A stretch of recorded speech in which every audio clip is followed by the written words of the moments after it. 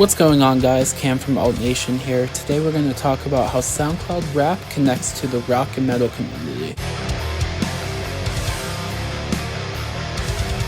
The first artist I want to talk about is Lil Uzi Vert. So Uzi is a rapper from Philadelphia, Pennsylvania, starting out when he was just a child back in 2010. He would gain popularity through singles like Money Longer and You Was Right, and is currently one of the most popular artists in the genre in present day. His connection to rock and metal is pretty big, as he stated in a Nardwuar interview that he's an obsessed fanboy of Marilyn Manson and Rob Zombie. Pal Emperor. He is? Listen here. At age 27, I will leave this earth for this man right here. You can tell by his music that he's an alternative fan by listening to EXO Tour Life, for example. That one has alternative all over it. He would do a kind of cover of Chop Suey by System of a Down, and come on, he even made a song called Just Wanna Rock. He was featured on the song Amen by Bring Me the Horizon as well, and on top of this, a video resurfaced of Uzi moshing at a Lorna Shore show. Uzi Vert as he joined the pit at a Lorna Shore show on July the 18th at the Voltage Lounge in Philadelphia, Pennsylvania.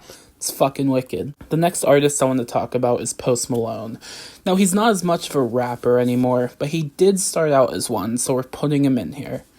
His roots to rock are limited in terms of songs, as his only notable song is Take What You Want with Ozzy Osbourne and Travis Scott, but trust me, his connection to rock and metal doesn't end there. Post has credited Guitar Hero as changing his life, as he would begin to get into bands such as Metallica, Megadeth, and Pantera. You know, basic bitch metal, but still, considering his music he makes, he still gets the horns from me. He was in a Jared Dines video bumping the Megadeth and Thyart is Murder and Sworn In. Now we're talking.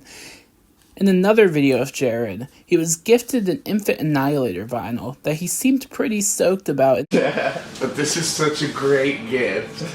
It's signed by Dickie Allen, the vocalist. Wow! How'd you do that? I hit him up and he sent it to you. Wow, that's fucking awesome. Yeah. Thanks, Dickie Allen. Fuck you. Fuck you. Thanks, Dickie. You're the best in the world. Post Malone even tried out for Crown the Empire at one point.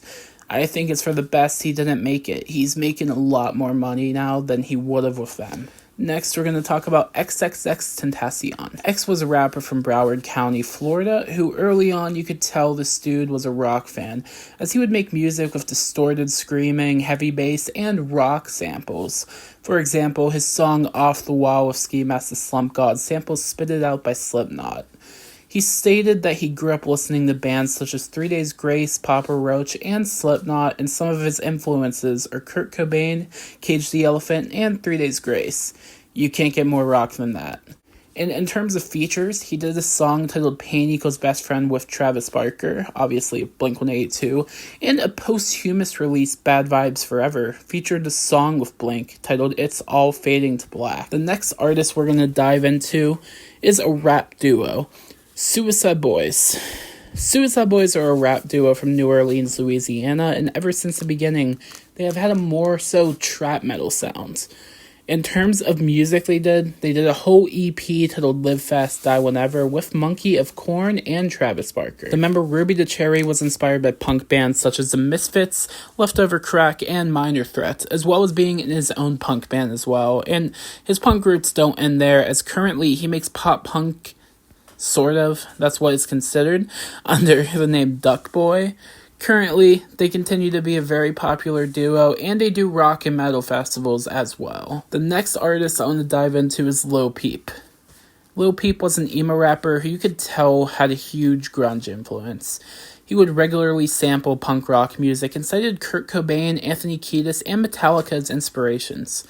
Bands that he would sample would be Avenged Sevenfold, such as on the song Move On, Be Strong, and the unreleased song When the Sun Sleeps had an Under Oath sample. Lil Peep even performed a cover live of Nothing Else Matters by Metallica. Now, the final artist I want to talk about today is Juice WRLD. Juice WRLD is an emo rapper from Chicago who drew inspiration from Black Sabbath all the way to Falling in Reverse. He would get into this genre of music through Guitar Hero and Tony Hawk Pro Skater, and in 5th grade, he would be a little bit of a Black Veil Brides fan.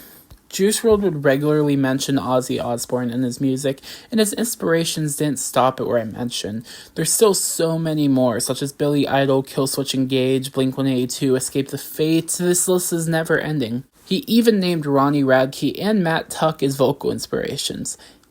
As a fellow Bullet for My Valentine fan, respect. He would collaborate with Travis Barker and Brendan Urie, solidifying his status of being part of the rock community.